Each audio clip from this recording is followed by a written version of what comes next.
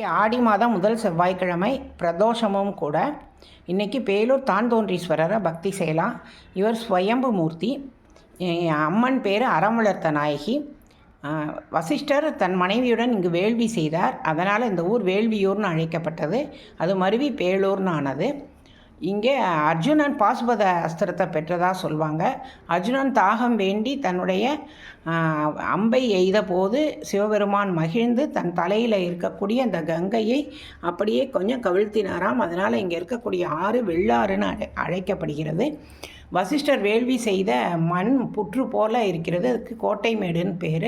அந்த மண்ணை தான் இங்கே பிரசாதமாக தராங்க, விபூதியாக தருகிறார்கள். அது நோய் நீக்க மருந்து. இங்கே மா, பலா, இலுப்பை மூணுமே தலைமரமாக இருப்பது மிகுந்த சிறப்பு.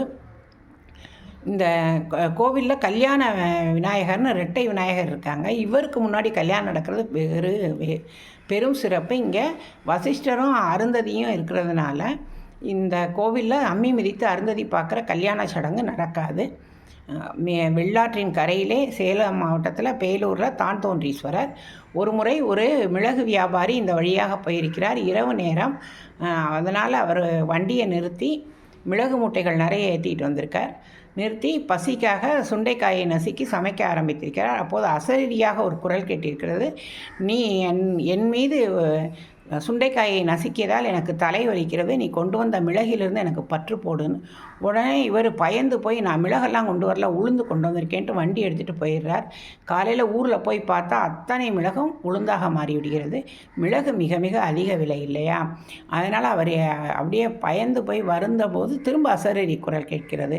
எங்கே நீ சுண்டைக்காய் நசுக்கினாயோ அந்த இடத்தில் இருக்கும் மண்ணை எடுத்து மூட்டையில் தெளி, அது திரும்பவும் மிளகாக மாறும்னு சொல்கிறாங்க. அதன்படி வந்து பார்த்தா அது ஒரு சுயம்பு லிங்கம்.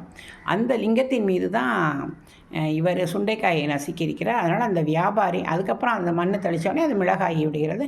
அந்த வியாபாரி தான் இந்த கோவிலை கட்டினார்னு சொல்கிறாங்க. அந்த கோவில் வந்து விஜயநகர மன்னர்களால் கட்டப்பட்ட அற்புதமான கோவில்.